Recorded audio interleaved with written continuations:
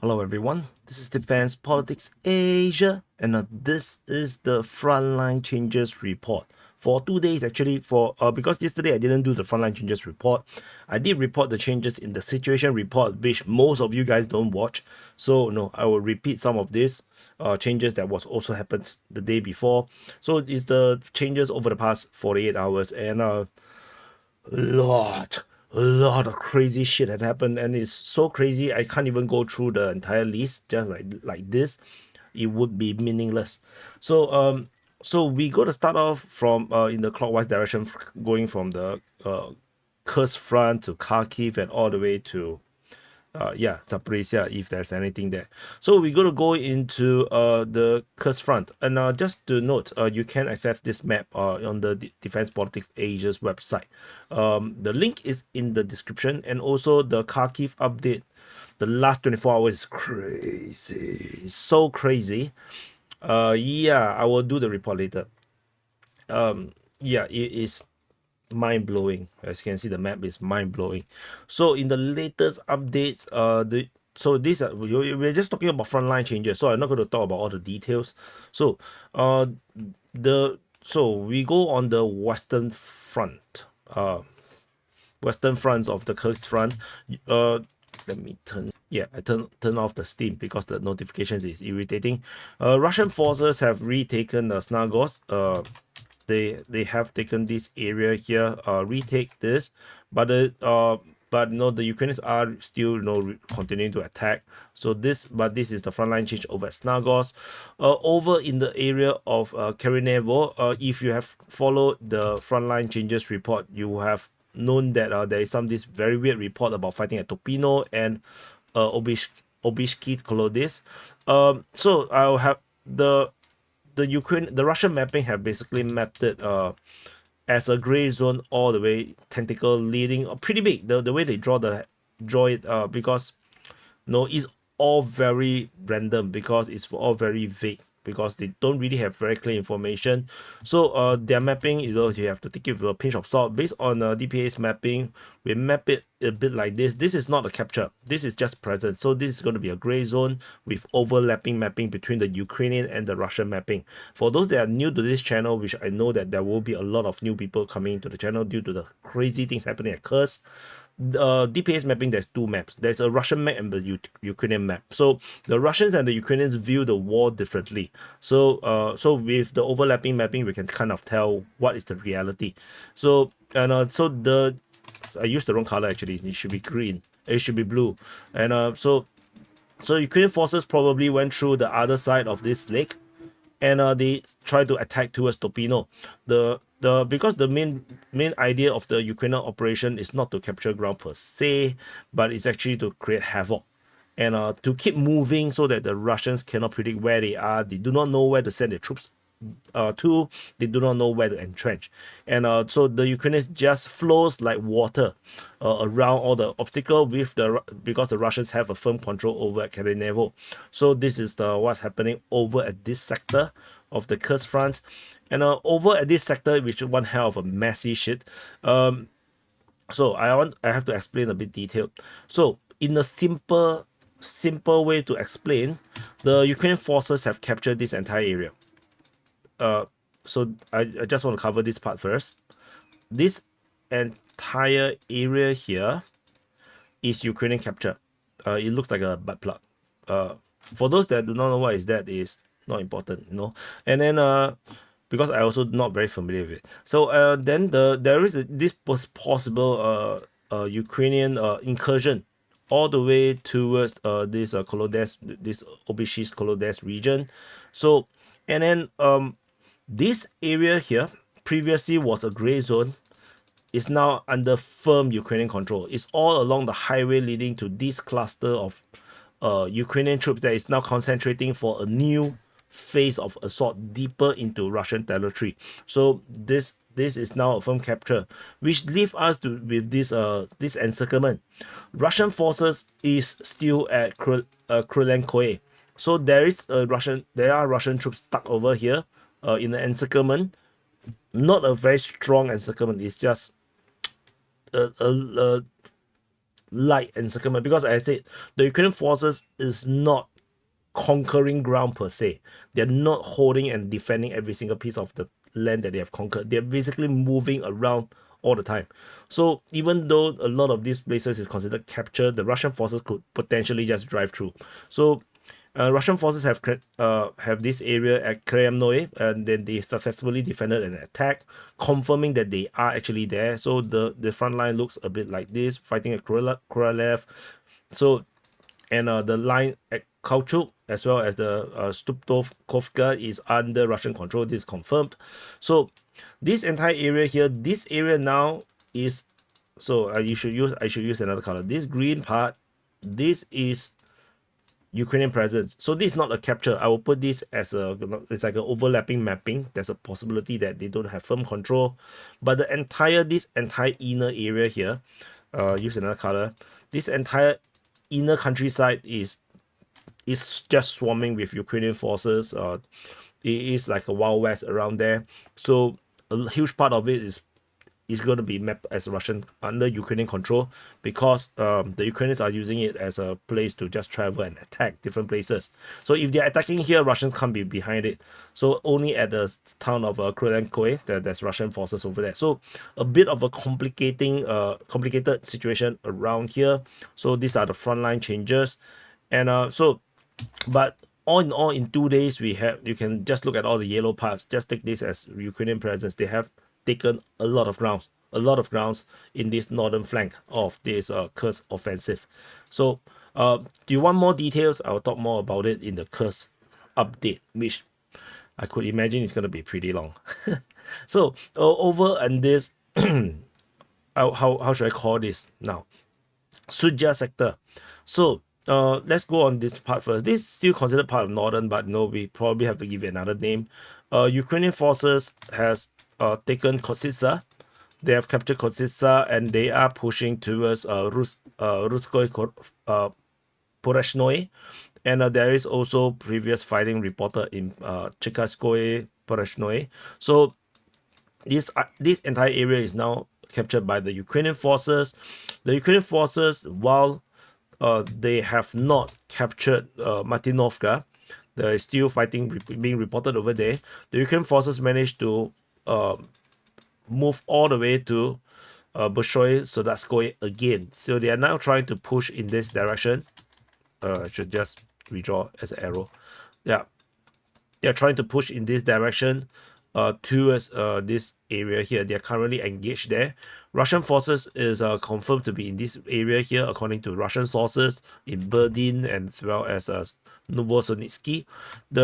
So Russian forces are at Metanovka, with previous incursions inside Metanovka itself. So you can see how complicated the situation here is. So Ukrainian forces are taking quite a bit of grounds around here, taking advantage of the disorganization on the Russian side. So this is the latest frontline change around this sector. I have to come up with new names because there's so many tentacles all over the place. I think, you know, the Ukrainians are turning into octopus. So in the Sudzha region, previously we have reported the Russians have captured this eastern shorelines, eastern shores of the Basel River. Ukrainian forces have retaken it again, and so the entire of Zamoste has fallen again to the Ukrainians, and the Russians is now being reported over at Dmitrivkov. The entire previously there was in the day before there was a report of the Russian capture of Mirny and this eastern part of Sudzha. However, based on the latest reporting and the Russian sources is now not so confident about this anymore, due to the Ukrainians being geolocated at this very location in the northeast of Sudzha. So due to this geolocation and the so-called lack of sound of fighting and bombardments, they are now having this doubt whether the Russians are still here at all. Interestingly, there is Ukrainian forces reported over at Bodarevka. They say infantry was spotted, but they cannot confirm this as any kind of capture. Russian forces is over at Agronom. So very complicated situation in this area here.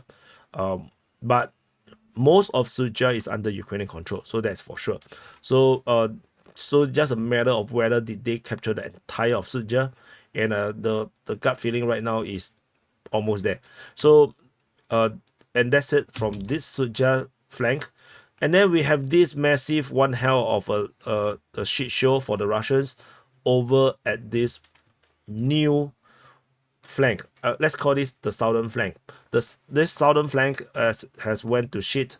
So the furthest information, the furthest point. Okay, so let's cover the Blakovo first. Ukrainian forces have captured Blakovo. They have incurred into this area after some battles. They defeated the border guards and taken this area. And then they started to fight at Boki and Spanoe. And based on the latest information, they seem to have captured it as well. The Ukrainian forces also previously was attacking over at Kacherov region, and then they broke through. The border guards captured Ozerki, and then continued to push westward.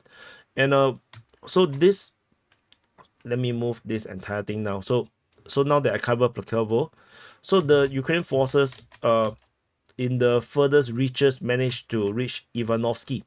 And they also allegedly have captured Belaya, according to the information coming from Russian sources. And Ivanovsky is even corroborated by the Russian Defense Ministry, as they mentioned fighting over at that area. So so this is pretty firm. But are they going to stay there? Is that a firm capture? I don't think so, because that is the day before. In the past 24 hours, it seems like this is just a diversion, because while this happens, clearly we can imagine that the Russians starting to panic and start to send forces to try to hold back the Ukrainians in this area. Ukrainian forces break through in another area, so they are 100% confirmed to be at Giri. And there's multiple videos and footages geolocating them over that place, and fighting was reported at Komishono. So this Giri is definitely confirmed captured, but the Ukrainians have taken a lot of losses in Giri region, because there's overwhelming numbers of suicide drones on the Russian side, from Lancers to FPV hitting the Ukrainian armor over this region here. But I believe that we're going to see more updates from this area with Ukrainians continue to break through further. And this is something that I wanted to say, in case I forget to talk about it during the SIP wrap, is that I've always been very critical over the coverage of this war on both Russian and Ukrainian side, where they're unable to take losses when they attack. So every time the troops that was advancing, the moment they got hit, be it a few soldiers got hit, got injured, got killed, or a certain armored vehicle got destroyed, they immediately abandon their assault operation. And that is why you have a lot of people dying for nothing. And by right, in the proper offensive, you need to take the losses and push on. Then this is exactly what the Ukrainians are doing. So which is why, even if there is a lot of losses taken at Giri, I believe the Ukrainian forces is going to continue to push on, because that's how you do proper offensive. Because if you cannot take losses, then if you take a bit of losses and then you retreat, then the entire losses that you have taken has been wasted. So so we, in this offensive, in the KURSK offensive, you clearly see the Ukrainians absorbing all the losses and continuing to push through, and this is why they have all these great victories in the battlefield right now over the KURSK front, and the cause massive headache on the Russian side. They do not know what to do. They do not know where to defend. They do not know where to send the troops. So very interesting developments for this KURSK offensive. So the next frontline changes. So we're not covering all these conflicts. You can see some of these battles over here. So you need to watch the SIP wrap, because some of these battles do not result in frontline changes, which is why then you will never know about it, even though they might be very important. So watch the situation report on the DPA War channel. And so there is Ukrainian forces geolocated all Timofeyevka as the Ukrainian forces try to attack towards Bezimeno. So but this, they did not manage to break through. The Russian forces managed to defend the line, and the forces attacking is not big enough. So that's all from the frontline change around here at Bezimeno. We move on.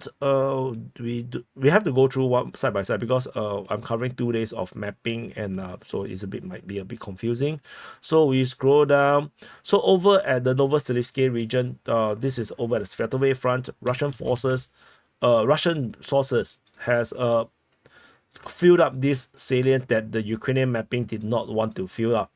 So they in the Russian mapping they claim that they have captured this entire area. In the Ukrainian mapping they claim that this is either gray zone or still have Ukrainian forces over there. I don't think the Ukrainian forces is over there because I I don't believe the Ukrainian forces would constantly leave their troops getting stuck in the salient. So or a potential encirclement. So I believe they will retreat. So this is the update over at the Novoselivsky region. Further south, over at the Nadia Serhievka region, Russian mapping have disclaimed this area. They believe that the Russian forces have lost this area south of Nadia based on certain footages that they have saw. So the front line is now mapped more similar to the Ukrainian mapping right now, more similar to Deep State UA's mapping. So this is what it is over at Serhievka, Nadia region, over at Svetove front. We move further south. So over at Nevsky, there is Ukrainian forces geolocated in this area where we have the overlapping mapping. So this invalidates Russian mapping, confirming that the Ukrainians are in this area here, in the northeastern part of Nevsky. So furthermore, let's move on. There's a lot of changes, and so we're gonna scroll through. So okay, big news over in the Bakhmut front. At the Bakhmut front, Russian forces have made progress over in the Krychorivka region. So where's Krychorivka? Chasivya is here, Kalinina, Bodanivka.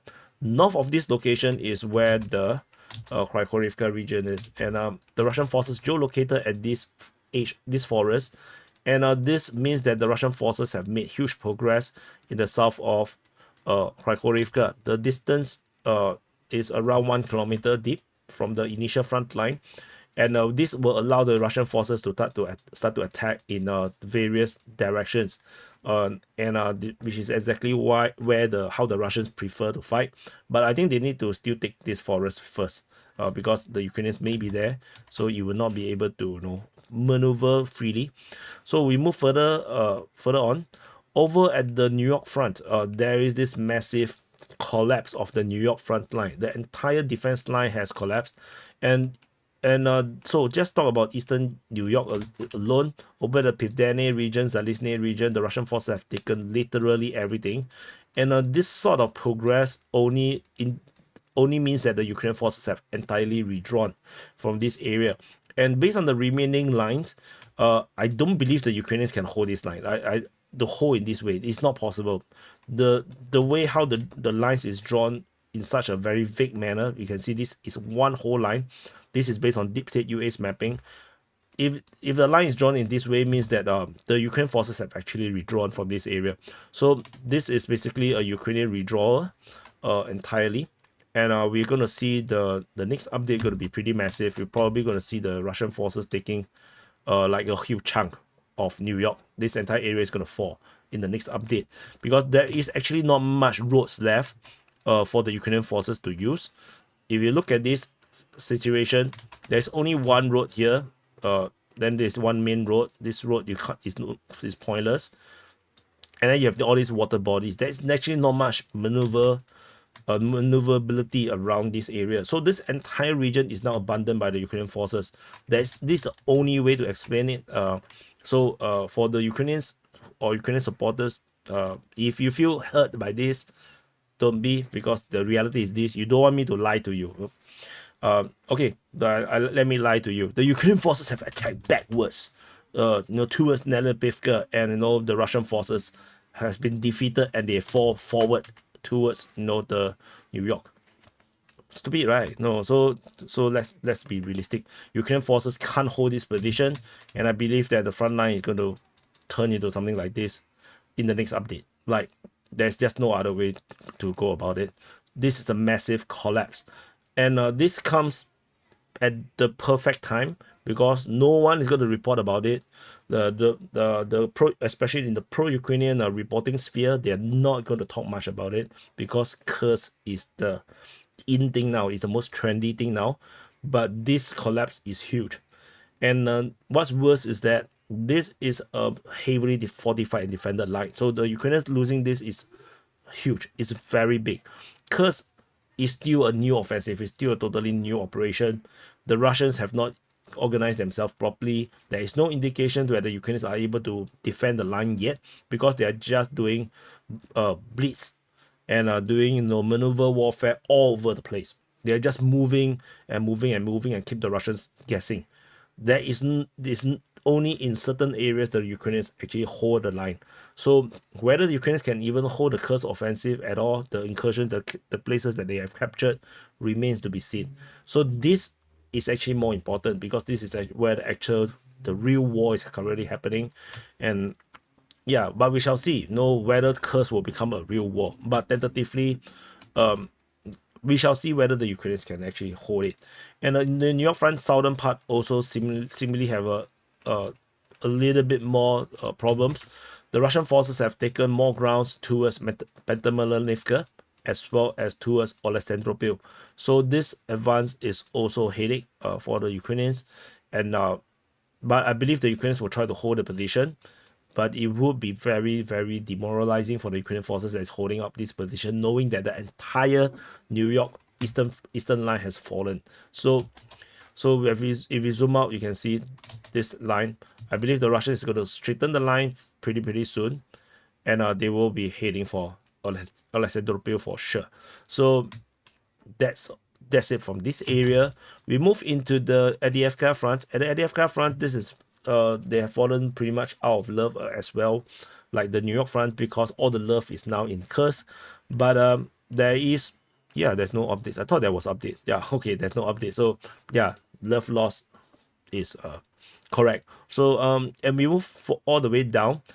So over at the Battle of Konstantinivka, there is new updates. Russian forces has geolocated yet another new position, confirming that the Battle of Konstantinivka continues and the Russians are making steady progress to capture this small town or city, small city, probably a town.